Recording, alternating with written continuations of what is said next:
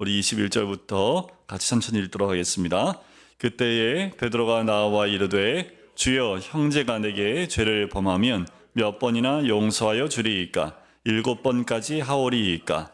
예수께서 이르시되 내게 이르노니 7번뿐 아니라 7번을 70번까지라도 할지니라.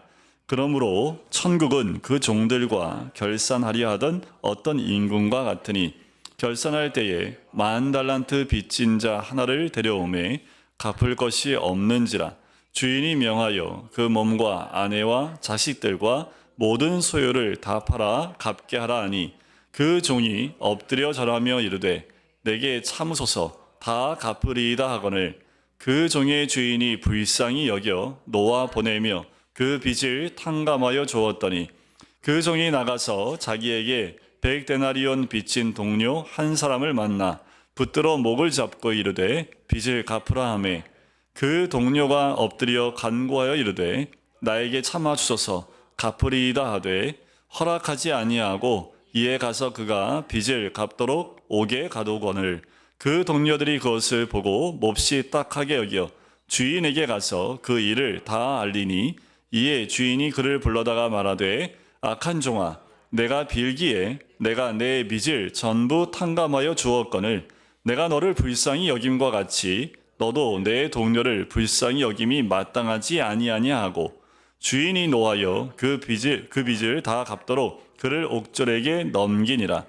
너희가 각각 마음으로부터 형제를 용서하지 아니하면 나의 하늘 아버지께서도 너희에게 이와 같이 하시리라. 아멘. 타락한 인간의 가장 대표적인 모습은 자기 중심성입니다. 하나님의 은혜를 입은 자녀들도 이 본성에서 자유롭지 않아요. 내가 예수 믿고 구원받아도 여전히 우리 본성 가운데 있는 자기 중심성. 오늘 서희를 보고 왔는데 서희도 좀만 더 크면 내 거부터 하기 시작을 하지요. 안 가르쳐도 어떻게 그 내 거를 찾고 있는지 모르겠습니다. 내 거 해도 부모가 보기에는 예뻐서 그냥 예쁘게 보일 뿐이지만 사람이라는 게 참 어릴 때부터 본성이 자기 중심이 아닌가라는 생각이 듭니다. 은혜를 받은 신자는 그 은혜에 인생의 모든 것을 의존해서 살아가는 것을 배우게 됩니다. 그것이 은혜를 받은 신자의 모습이지요. 그 은혜에 인생의 모든 것을 의존해 살아가는 그 방법을 배워가며 사는 것이 성도의 모습이기도 하지요. 사도 바울은 로마서 6장에 보면 이렇게 얘기하지요. 죄가 너희를 주장하지 못하리니 이는 너희가 법 아래 있지 아니하고 어디 아래 있음이라? 은혜 아래 있음이라는 것이요. 성도는 다 은혜 아래 있는 자입니다. 이 18장의 내용은 한마디로 말하면 교회 설교라고 얘기하고 제자 설교라고도 하는 장이 이 18장의 내용입니다. 18장의 내용을 보면 천국에서 누가 큰 자인가 가지고 제자들이 서로 다투는 모습이 18장에 처음에 등장을 합니다.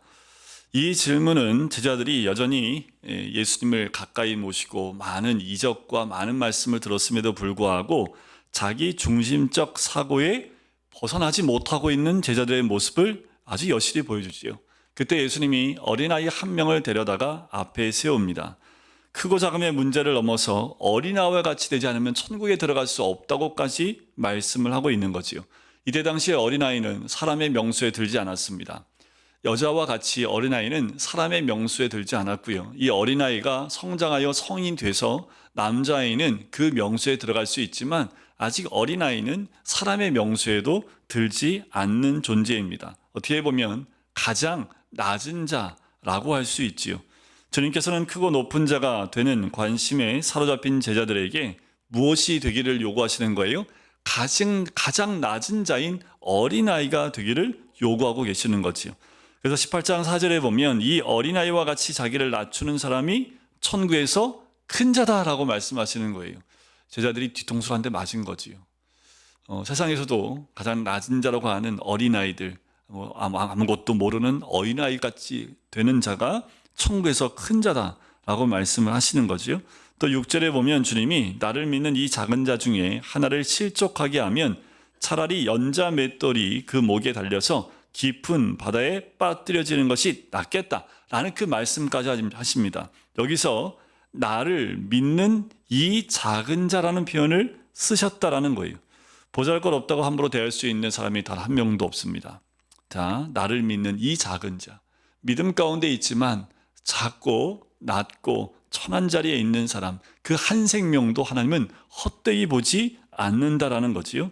또 주님은 12절과 13절에 길 잃은 양 한 마리의 비유를 이야기하시고 15절에 넘어가면 그 이후부터는 내 형제가 죄를 범하거든 이라는 말씀을 하심을 통해서 형제의 범죄를 어떻게 다룰 것인가에 대한 말씀, 그리고 그것에 대해서 교회의 권징에 대한 중요한 말씀을 해주는 부분이 오늘 비유의 말씀은 바로 이전의 말씀입니다. 그러니까 18장은요, 그 흐름 가운데 보면 큰 자에 대한 부분을 가장 낮은 어린아이, 또 나를 믿는 이 작은 자, 길을 잃은 양 한 마리, 그리고 범죄한 형제의 등장으로 18장의 그 말씀의 흐름이 흘러갑니다. 모두가 하나님 아버지의 아들이지요. 자녀들입니다. 귀하고 천한 세상 기준이 없는 하나님의 존귀한 자녀들임을 이야기하지요.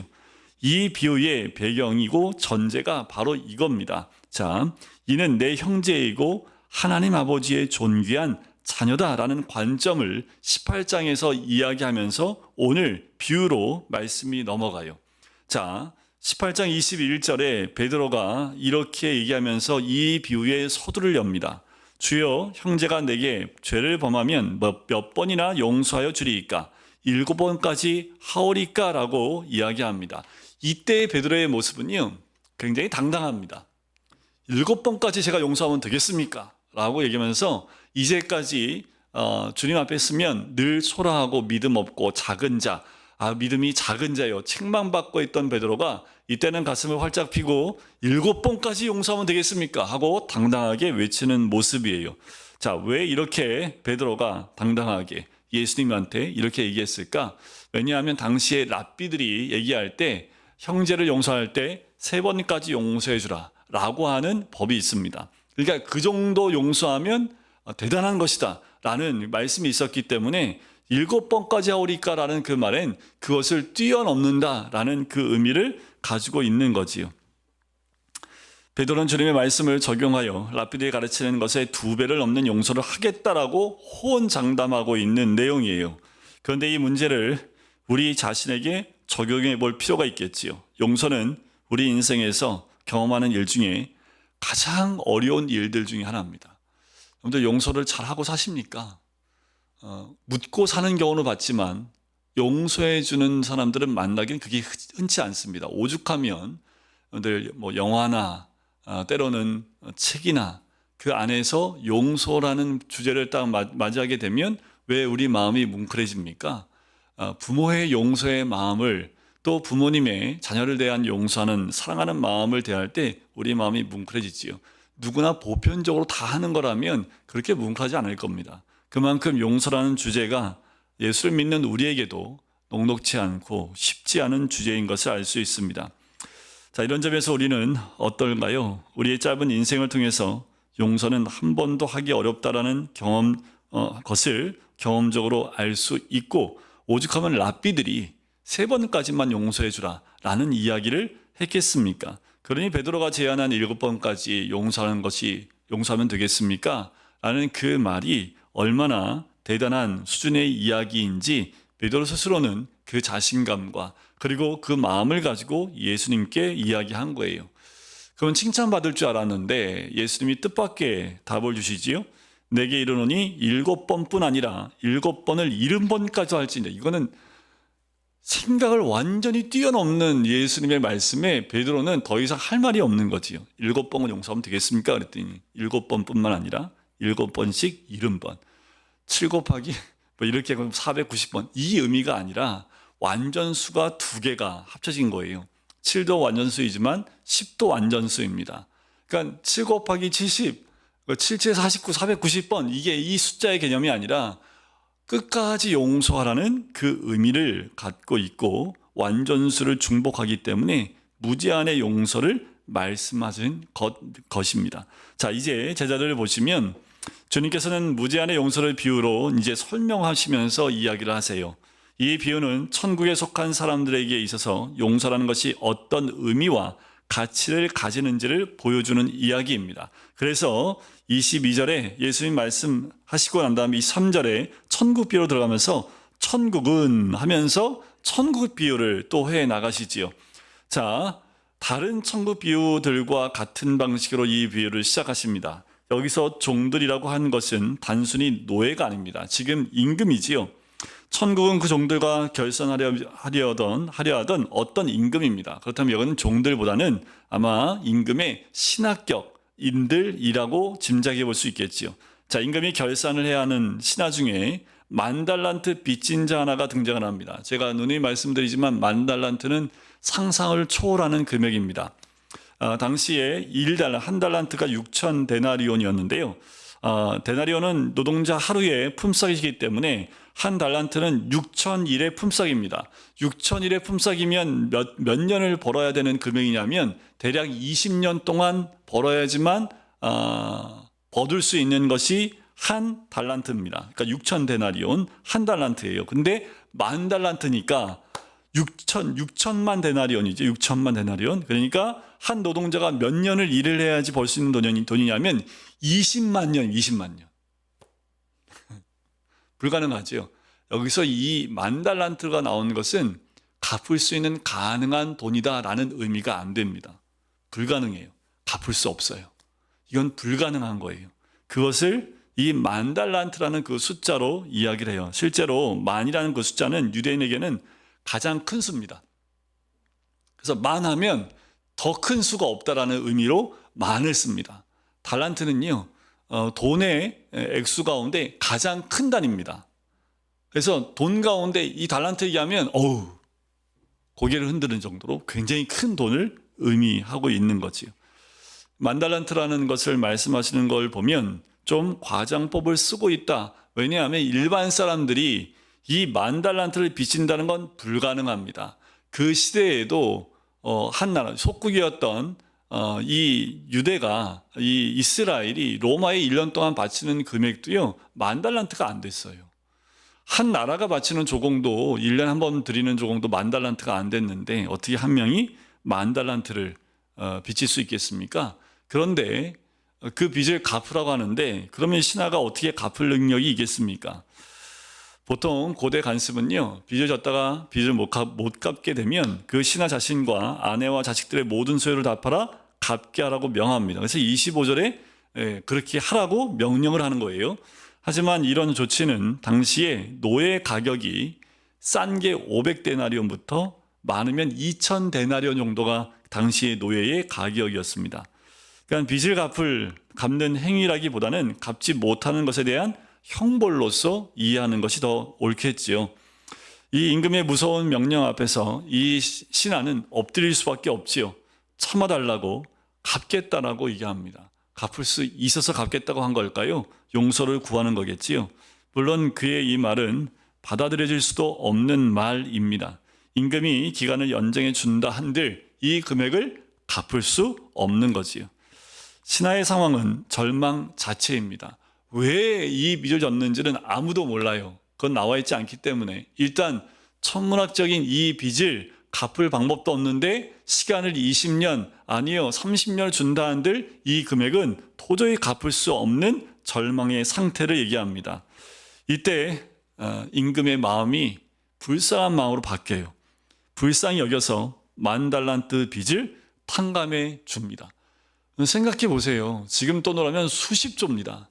수십조, 지금은 수십조를 빚질 수도 있겠죠. 이제는 제가 청년 때만 해도요, 억하면 뭐 100억 단위 억하면 이랬는데 지금은 뭐 억하면 그냥 억은 억이죠. 그냥 그런 수준이 됐지요. 그래서 조 단위 들어가면 이제 옛날에 억 같은 느낌이 좋은데 이게 수십조를 갚을 수 있는 능력이 되나? 그렇지 않죠. 근데 이거를 탕감해 준 거예요. 누가 탕감할 수 있을까요? 아무리 돈이 많은 그 테슬라 주인도 한 60조 정도 탕감할 수 있을까요? 못 해줄 겁니다. 근데 이 불쌍히 여겨서 임금이 탕감해 주는 내용이 27절에 나오지요. 제자들은 다시 한번 놀랐을 겁니다. 한두 푼도 아니고 10,000달란트를 조건 없이 탕감해 준 거예요. 세상 역사에 이런 임금에 대한 얘기는 없을 겁니다. 그 신하는 자비한 임금으로부터 10,000달란트의 빚을 단 한순간에 탕감받고 더 이상 빚에 구속되지 않은 자유의 몸으로 그 자리를 떠날 수 있게 됩니다. 이 신하의 기분은 도대체 상상할 수 없는 기분이겠죠. 이제 두 번째 장면으로 바뀌게 됩니다. 28절부터 31절까지의 내용인데 10,000달란트 빚진 자가 이제 자유함 얻고 나오다가 누구를 딱 봤는데 저 사람 나한테 빚진 사람인데 봤더니 얼마를 빚졌어요? 100데나리온의 빚을 진 사람입니다.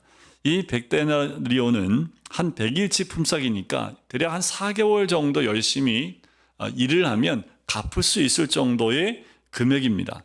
10,000달란트의 몇 분의 1인 줄 아세요? 60만 분의 1 정도 수준입니다. 어마어마하게 작은 거지요. 그 신하가 얘기를 해요. 야, 이 나쁜 놈아, 돈 갚어. 이런 거예요. 너 나한테 빚 졌는 거 왜 안 갚어? 이렇게 얘기를 한 거지요. 빚을 갚으라고 윽박을 지릅니다. 그러자 그 동료가 엎드리지요. 좀 참아달라고 갚겠다고 얘기합니다. 자, 이 장면, 이 빚진 사람이 이렇게 얘기했을 때 이 탕감받은 10,000달란트 탕감받은 이 신하는 어떤 게 생각나야 합니까? 자기도 똑같이 얘기했잖아요. 그랬더니 임금이 어떻게 해요? 불쌍히 여겨서 다 탕감이었던 그 모습이 연상이 돼야 되지요. 얼마 시간도 지나지 않았어요. 탕감받고 기분 좋게 나오고 있다가 딱 보고 너 100데나리온 이라고 한 거기 때문에 시간차가 그렇게 길지 않는데 자기한테 똑같이 자기가 했던 말을 똑같이 하고 있는 그 모습 가운데 이 신하는 뭘 생각했어야 돼요? 아, 나도 임금으로부터 저걸 탕감받지. 이거보다 어마어마한 60만 분의 1도 안 되는 이것도 이 정도는 내가 탕감해 줄 수 있지 라는 생각을 해야 되는데 그 마음은 온데간데 없고 이 사람을 그냥 감옥에 갚을 때까지 감옥에 넣어버립니다. 이 장면을 이제 세 번째 장면으로 넘어가지요. 길에서 벌어진 일을 다 동료들이 봐요. 마음이 아프니까 그 동료들이요. 이 무자비한 그의 행동에 대해서 임금에게 가서 다 고합니다. 그때 임금이 이제 그 신하를 다시 불러요.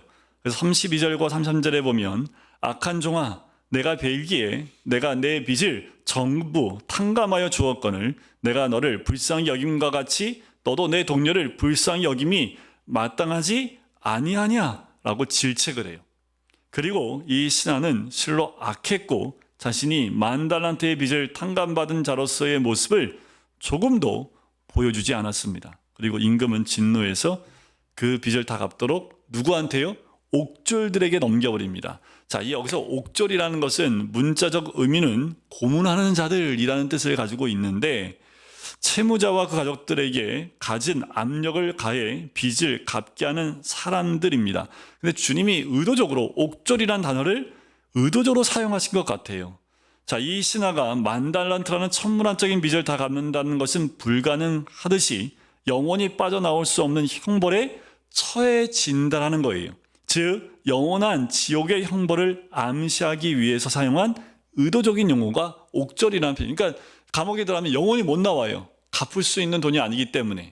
그와 마찬가지로 영원한 지옥의 형벌을 암시해주는 단어가 옥졸이라는 그 단어 가운데 들어가 있다라는 거지요. 자, 우리가 여기서 한 가지 봐야 될 것이 이 10,000달란트입니다. 말란트가 의미하고 있는 것이 무엇인지를 우리가 정확히 알 필요가 있는 거지요. 이 비유를 통해서 주님께서 베드로와 제자들에게 교훈하시려고 하신 것이 무엇인가라는 거예요. 주님께서 비유의 결론으로 말씀하신 대로 마지막 절에 보면 너희가 각각 마음으로부터 형제를 용서하지 아니하면 나의 하늘 아버지께서도 너희에게 이와 같이 하시리라 라는 것으로 결론이 됩니다. 자, 아주 하찮아 보이는 형제의 잘못에 대해서도 무죄하네. 그리고 마음으로부터의 용서를 하라는 거지요. 이것이 은혜를 받은 사람만이 살 수 있는 영광스러운 삶이라는 거예요. 은혜를 누린 자만이 할 수 있는 그 모습, 그리고 행할 수 있는 가장 선한 모습이라는 거지요. 이것이 법 아래 있지 않고 은혜의 지배를 받는 삶이라는 거예요. 성경에서 종종 죄를 빚이라는 개념으로 설명을 하고 쓰기도 합니다. 주님께서 제자들에게 기도를 가르치실 때 우리 주기도문 가운데 보면 우리가 우리에게 죄 지은 자를 사하여 준 것 같이 우리 죄를 사하여 주시옵시고라는 그 말씀이 있습니다. 여기서 죄라는 헬라 단어는 빚을 의미하는 말이고요. 사하여라는 그 말은 오늘 비유에서 탕감하여라는 말과 같은 의미입니다. 또는 용서한다라는 것과 같은 단어예요. 이 비유에서 10,000달란트와 100데나리온의 대조는 성도가 하나님으로부터 받은 죄 용서의 크기와 형제가 형제를 용서하는 것의 차이를 보여주고 있는 갭입니다. 그러니까 하나님이 나를 용서해 준 것, 내가 형제를 용서해 주는 것과의 갭은 뭐예요? 60만 분의 1 정도의 갭이 있다는 거예요. 그걸 수치화된다면. 하나님은 우리를 10,000달란트, 전혀 생각할 수 없고 갚을 수도 없는, 그리고 영원히 그 옥에서 나올 수 없는 정도의 크기의 용서를 해주셨다면 우리가 하는 용서는 그것의 60만 분의 1도 안 되는 그 모습으로 형제들을 대하는, 그의 죄를 용서해주는 그만한 차이가 있다라는 겁니다. 10,000달란트는 최고의 액수를 상징하지요. 이 10,000달란트는 이런 의미가 있습니다. 이 10,000달란트의 빚은 인간의 절망적인 상태를 보여주고 있는 아주 극명한 단어입니다. 처음에 말씀을 드렸지만 만은 가장 큰 수라고 말씀드렸죠. 달란트는 돈 가운데 가장 큰 액수라고 말씀드렸습니다. 그러니까 가장 큰 빚을 진 상태, 인간의 절망적인 상태를 보여주죠. 10,000달란트는 인간이 영광의 하나님을 향하여 범한 죄의 크기이고, 그리고 그 죄를 갚을 수 없는 인간의 무능력을 보여주는 것이 10,000달란트입니다. 그러니까 지금으로 얘기한다면 얼마 정도 돼야지, 어느 정도 크기와 숫자가 돼야지 우리가 도저히 감당할 수 없는 그 느낌을 받을 수 있을지 모르겠습니다. 죄의 빚을 진 인생은 답이 없고 길이 없는 절망 자체이지요. 영원한 지옥 형벌을 받는 것만이 그가 빚을 해결할 수 있는 유일한 길입니다. 그러니까 우리가 죄에 대해서는 탕감받을 수 있는 어떠한 것도 없어요. 무엇을 해도, 어떻게 해도 그 10,000달란트와 같은 우리의 죄를 탕감받을 수 있는 방법이 없다라는 거예요. 그러나 그 어떤 것으로도 우리는 10,000달란트의 빚이라는 인간의 보편적 실존에서 벗어날 수 없다라는 거지요. 우리가 어떤 업적이 있다 하더라도 이 빚을 해결할 수 없습니다. 아무도 자기 힘과 노력으로 이 빚을 해결할 수 없지요. 죄의 속박이라는 실존으로부터 스스로 구원할 자는 아무도 없음을 이 10,000달란트로 우리에게 설명해 주고 있는 거예요. 또한 이 10,000달란트는 하나님의 무한한 용서의 은혜를 우리에게 보여줍니다. 사실 이 신하에게 10년의 유예기간을 더 준다고 해도 아무런 의미가 없는 것이 이 10,000달란트입니다. 절망의 실존에서 빚진 신하를 풀어줄 수 있는 것은 이 임금의 용서 선언, 탕감해주는 선언밖에 없어요. 다 탕감해준다 라는 그 선언 한마디로 이거 모든 것이 해결될 수 있는 거지요. 임금은 그를 불쌍히 여겼고 또 그렇게 했습니다. 신하가 탕감받은 것은 100데나리온이 아니라 10,000달란트였습니다. 10,000달란트, 바로 하나님의 무한한 속죄의 은혜와 사랑을 보여줍니다. 10,000달란트를 탕감해 줬다는 것은 무한한 하나님의 크신 은혜를 숫자화해서 우리에게 보여주고 있다는 거예요. 그냥 10,000달란트 하니까 우리가 느낌이 없지만 이때 당시에 이 제자들에게 10,000달란트는요, 상상할 수 없는 정말 어마어마한 숫자이기 때문에 이 말 한마디에 하나님의 무한한 은혜를, 그 사랑을 느낄 수 있는 거지요. 바로 무한은 하나님의 속성이지요. 그것을 당시 사람이 표현할 수 있는 최대치의 금액으로 주님께서 표현하신 겁니다. 그것은 무한이라고 표현할 만한 액수인데 주님은 10,000달란트로 하나님께서 절망의 실존에서 죄인을 풀어주시는 은혜를 표현하시는 거예요. 그걸 탕감해 줌을 통해서 10,000달란트는 그리스도께서 육신을 입고 이 땅에 오셔서 이루신 속죄의 능력과 크기를 보여주는 단위라고 보시면 돼요. 우리가 할 수 있는 아무것도 없는데 하나님이신 예수님이 우리와 같은 육신을 입고 이 땅에 오셔서 대신 십자가에 우리 죄를 위해서 십자가에 죽으시고 또한 부활하심을 통해서 우리의 모든 죄를 탕감해 주신 그것, 우리가 아무리 애를 쓰고 어떠한 방법을 해도 탕감받을 수 없는 그 죄의 무게를 이 예수님께서 육신으로 이 땅에 오셔서 다 탕감해 주신 것을 이 만달란트 비유를 통해서 우리에게 보여주고 있는 거지요. 하나님은 자비가 무한하시지만 또 하나 공의로우십니다.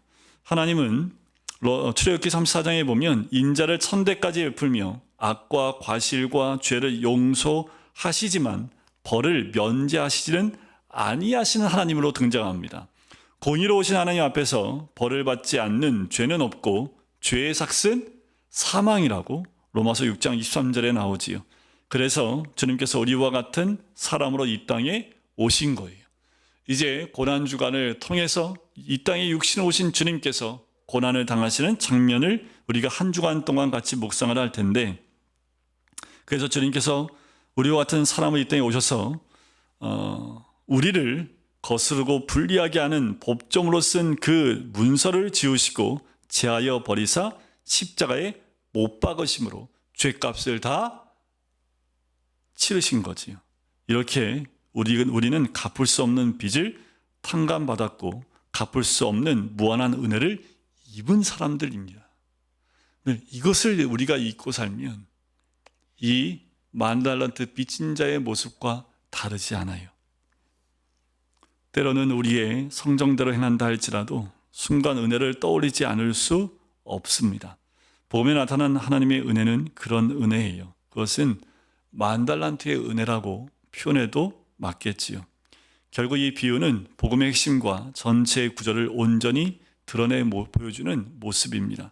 사도 바울은 로마서에서 하나님과의 관계를 거스린 죄인이 얼마나 절망적인 상태에 처해 있는지를 먼저 설명해요.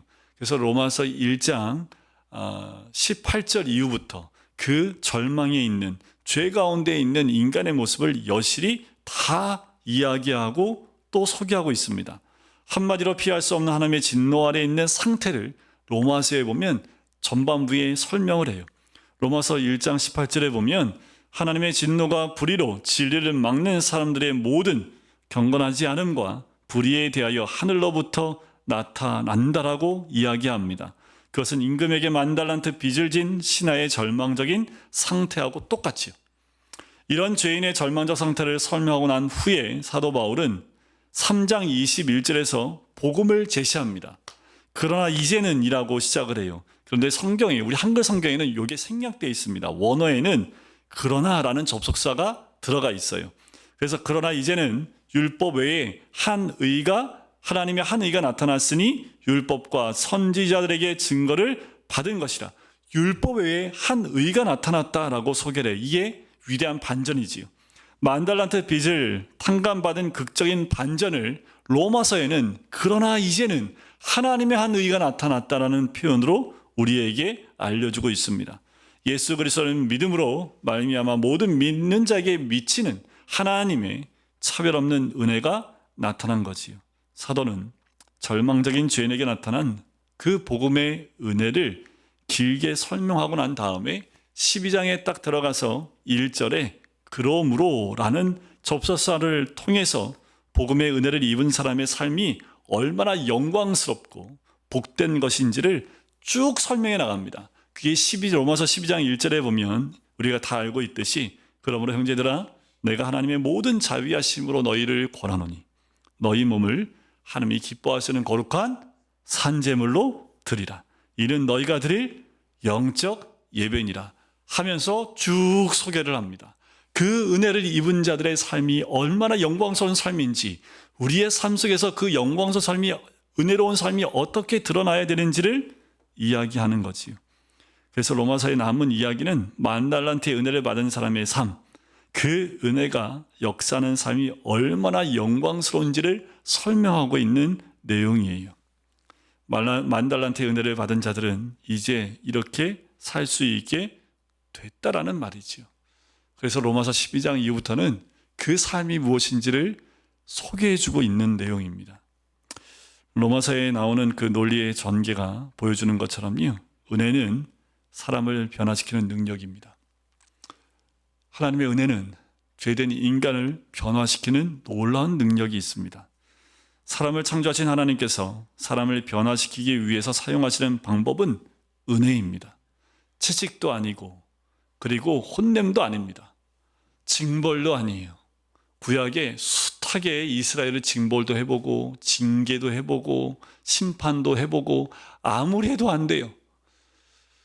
하나님은 아셨습니다. 사람 속성이 징계로 되지 않고 변하지 않는다는 걸 아세요. 사람이 변화되는 건 은혜 외에는 없습니다. 아무리 무섭고 추하고 벌어진 인생일지라도 10,000달란트의 은혜가 바꾸지 못할 사람은 한 명도 없어요. 은혜는 일평생을 두고 우리의 본성의 자기 중심성을 변화시킵니다. 하나님의 무한한 은혜와 사랑이 사람을 변화시킵니다. 그래서 하나님께서는 은혜의 복음으로 우리를 낳으시고 우리를 변화시키십니다. 은혜는 성화의 동력입니다. 은혜는 신자가 살아가는 인생 전체의 동력이에요.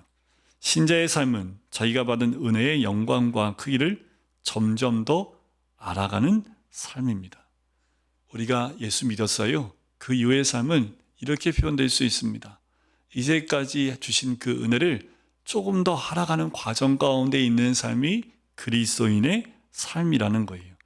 사도 바울이요, 에베소 교회를 위해서 이렇게 기도를 합니다. 에베소서 3장에 보면 이런 기도를 해요. 능히 모든 성도와 함께 지식에 넘치는 그리스도의 사랑을 알고 그 너비와 길이와 높이와 깊이가 어떠함을 깨달아 하나님의 모든 충만하신 것으로 너희에게 충만하게 하시기를 구하노라. 그리스도의 사랑의 그 넓이와 깊이와 그리고 높이가 그 길이가 어떠한지를 깨달아가는 것, 그것이 바로 믿는 자의 삶의 모습이라는 거예요. 그래서 우리는 늘 말씀 안에서 하나님의 은혜를 묵상해야 합니다. 하나님의 그 사랑과 은혜가 얼마나 큰지를 우리가 깨달으면 깨달을수록 깨달은 만큼 그 넓이와 깊이를 안 만큼 그 은혜의 삶을 살아갈 수 있다라는 거지. 그리스도의 사랑은 모든 지식을 초월하는 무한한 것이기에 사도는 그 사랑의 깊이를 더 많이 깨달아가길, 또 그렇게 해서 하나님의 모든 충만하심이 그들 안에 충만해지기를 기도한 거예요. 여러분, 우리가 왜 아직도 내 모습이 나옵니까? 아직도 내 생각과 내 방법이 왜 나옵니까? 하나님은 몰라서 그래요. 우리가 왜 성경을 읽고 왜 성경을 공부합니까? 그냥 읽고 그냥 공부하는 것이 아니라 그 안에서 하나님이 어떤 분이고 하나님의 은혜가 얼마나 깊은지, 하나님의 사랑이 어떠한지를 알아야 우리가 그 은혜와 사랑을 가지고 이 땅 가운데 예수 믿는 자로서 삶을 살아갈 수 있기 때문입니다. 사도 바울은 에베소서 1장에서 성도를 위해서 이렇게 기도합니다. 한번 찾아보시겠어요? 에베소서 1장 17절부터 19절입니다. 우리가 에베소서에서 사도 바울이 에베소 교회에게 를 위한 그 기도인데, 이 기도를 우리가 받았으면 좋겠습니다. 에베소서 1장 17절부터 19절까지 말씀입니다. 오늘 찾으셨으면 같이 한 목소리로 같이 읽어볼까요? 17절부터입니다. 우리 주 예수 그리스도의 하나님 영광의 아버지께서 지혜와 계시의 영을 너희에게 주사 하나님을 알게 하시고 너희 마음의 눈을 밝히사 그의 부르심의 소망이 무엇이며 성도 안에서 그 기업의 영광의 풍성함이 무엇이며 그의 힘의 위력으로 역사하심을 따라 믿는 우리에게 베푸신 능력의 지극히 크심이 어떠한 것을 너희로 알게 하시기를 구하노라. 한마디로 사도는 하나님의 은혜와 사랑의 크기를 에베소 성도들이 알기를 원했던 거예요. 여러분들, 저도 마찬가지입니다. 저도 더 알기를 원합니다. 그 저뿐만 아니라 우리 모든 성도님들이 이 하나님의 그 크신 사랑과 은혜를 알기를 원해요. 안 만큼, 깨달은 만큼, 그 은혜를 누린 만큼 은혜를 나눌 수 있기 때문에 그래요. 이것이 성도의 삶의 관건입니다. 하나님과 그 은혜를 아는 것이 신자가 인생이라는 시간을 통해서 누리는 최고의 축복입니다. 우리가 예수를 믿는다면 예수님이 우리에게 주신 사랑과 그 은혜를 얼마나 깨닫고 얼마나 아냐에 따라서 우리의 신앙의 깊이를 체험해 볼 수 있지요. 내가 받은 은혜가 100데나리온의 은혜가 아니라 10,000달란트의 은혜라는 것을 알아가는 것. 여러분들, 우리는 평생 하나님이 우리에게 주신 그 10,000달란트의 은혜를 발견하고 깨달아가는 과정 가운데 있는 사람입니다. 바로 그 과정을 우리는 성화라고 할 수 있어요. 은혜는 오직 하나님의 계시의 말씀인 성경을 통해서 우리에게 알려집니다. 그 은혜의 깨달음이 우리를 변화시키는 거예요. 그래서 하나님의 은혜를 깨달을 때마다 그 깨달음만큼 우리는 바뀔 수 있습니다. 왜 우리 자녀들이 부모의 사랑을 알게 되면 알게 될수록 그렇잖아요. 아들이 어른이 됐다라는 것은 부모의 사랑을 조금이라도 알게 됐을 때 그때 어른이 되는 것처럼 우리가 하나님의 사랑과 은혜를 조금 더 깨닫고 더 깊이 깨닫게 됐을 때 우리의 신앙의 모습도 달라지는 거지요. 서로 친절하게 하며 불쌍히 여기며 서로 용서하기를 하나님이 그리스도 안에서 우리를 용서하심과 같이 그렇게 하라라고 에베소 4장 32절에 사도 바울이 이야기해요. 지식을 초월하는 그리스도의 사랑, 성부 하나님의 은혜의 너비와 길이와 높이와 깊이를 점점 더 아는 것이 우리 신앙생활의 가장 중요한 열쇠입니다. 다른 것에 집중하는 거 아니에요. 특별히 고난주간과 부활절을 맞이할 때 우리가 더 깊이 특별히 이 절기를 우리가 따로 떼서 지키는 이유는 이때는 작정하고 하나님의 은혜를 좀 더 깊이 알아보자라는 거예요. 이제까지 우리가 나의 죄, 이 1만 달란트만한 그 죄를 위해서 예수님이 십자가에 죽으신 거 모르는 사람 없어요. 다 머리는 알아요. 그런데 이때 이 은혜를 내 가슴으로 느끼고 얼마만큼이요? 제발 100달란트만이라도, 이 1000달란트만이라도 그 죄의 깊이를 그 은혜로 얼마나 그 죄를 다 끌어안고 주님이 우리를 사랑하셨는지를 우리가 정말 마음을 다하여 알아보자고 하는 것이 이 고난주간과 부활절을 통해서 우리에게 주어지신 하나님의 은혜이기도 합니다.